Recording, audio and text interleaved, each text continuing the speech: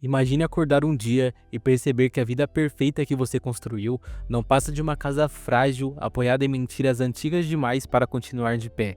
Imagine passar anos tentando fugir de quem você realmente é, inventando um novo nome, um novo endereço, apenas para descobrir que o passado sempre sabe onde você mora. Essa é a história de Michael, um homem que tentou se esconder de tudo, exceto dele mesmo. E talvez a parte mais estranha seja que no começo ele realmente acreditou que tinha vencido.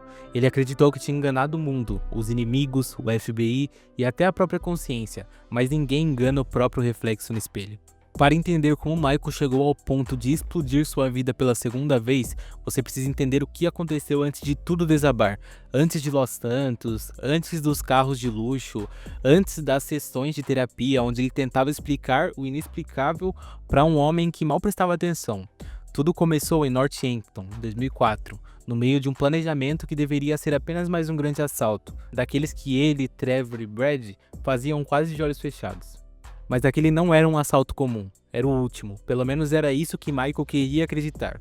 Ele estava cansado, cansado de ser caçado, cansado de dormir com uma arma do lado da cama, de viver cada segundo no limite. Ele queria sair, queria paz, queria ser um pai normal, um marido normal, ter uma vida onde o maior problema fosse chegar no horário certo numa reunião escolar.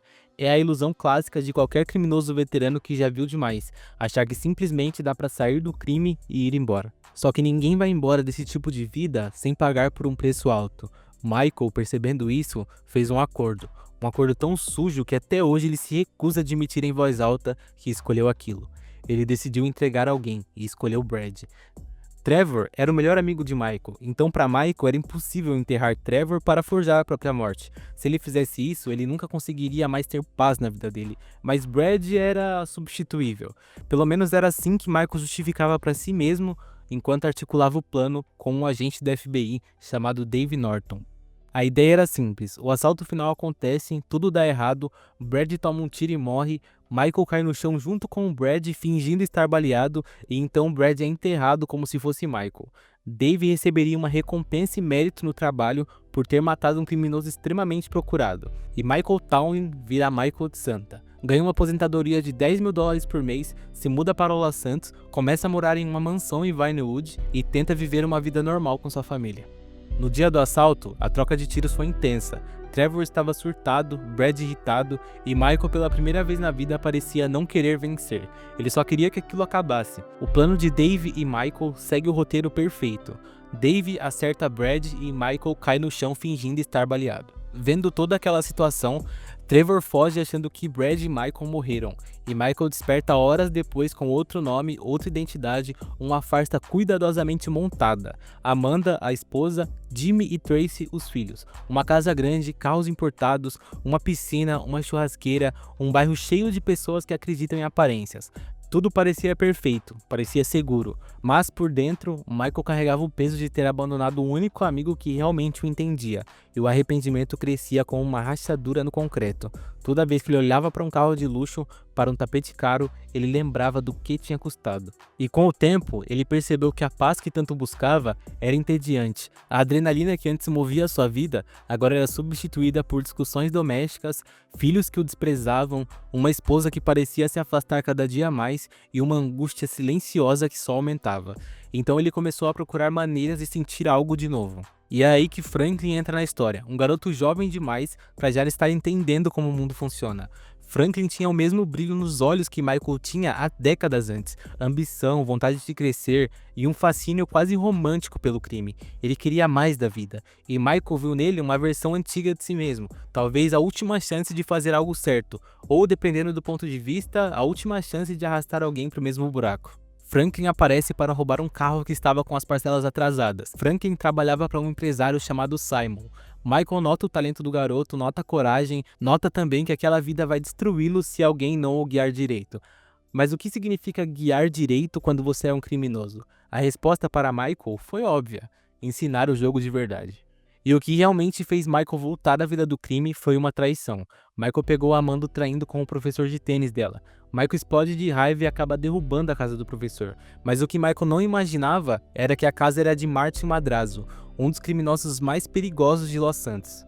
E foi aí que o mundo de Michael começou a se partir. Madrazo vai até a casa de Michael para cobrar o prejuízo pela casa, e Michael, sem dinheiro para pagar, decide ir atrás de Lester. Lester era um cara muito inteligente e muito bom em esquematizar golpes. Nisso, eles decidem roubar uma joalheria em Los Santos, e tudo sai como combinado. Mas esse roubo chama a atenção de todas as pessoas que não deveriam saber que Michael ainda está vivo. Michael espera a poeira baixar em sua casa e Dave Norton lhe visita, dizendo que o golpe parou na TV e que se Trevor descobrir que Michael está vivo, ele vai estar completamente fudido. Mas Michael ignora o aviso e após 3 dias, Trevor entra em sua casa.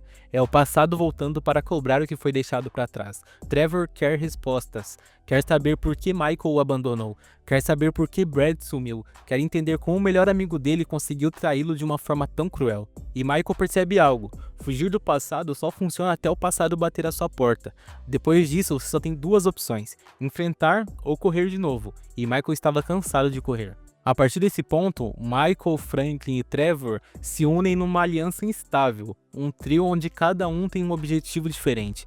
Michael quer manter a família e sobreviver às consequências das próprias mentiras. Franklin quer crescer, quer aprender, quer ter o controle da própria vida. Já Trevor quer a verdade, quer a amizade que perdeu, quer a vingança que acha que merece, e quer continuar existindo no único estado emocional que ele conhece, a raiva absoluta. Enquanto isso, a vida de Michael se desfaz em câmera lenta. Amanda se afasta ainda mais, Jimmy o encara com desprezo, Tracy se perde em reality shows fracassados e até a casa dele começa a simbolizar apenas uma prisão cara demais para chamar de lar. A terapia não ajuda, ele fala e nada muda.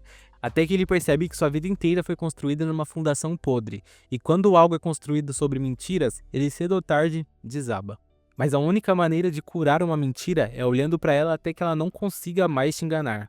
Michael passa o jogo inteiro tentando salvar sua família, mas a verdade é que ele estava tentando se salvar, tentando provar que ainda podia ser um bom homem apesar de ter sido um criminoso, tentando provar que as escolhas ruins não definem um destino inevitável, tentando provar que ele não era apenas um produto das próprias tragédias. E nessa jornada ele descobre algo: redenção não é ser perfeito, é continuar aparecendo apesar da vergonha, da culpa e dos erros.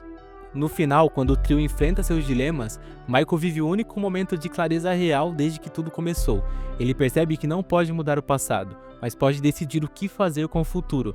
Pode se afastar da destruição constante, pode se reconciliar com a família, pode finalmente parar de mentir para si mesmo e admitir que não existe vida perfeita, apenas vida real.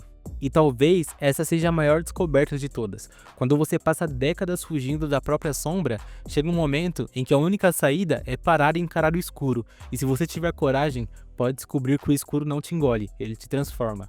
Michael nunca será perfeito, nunca será inocente, nunca será o marido modelo, o pai ideal ou o homem que viveu longe do crime.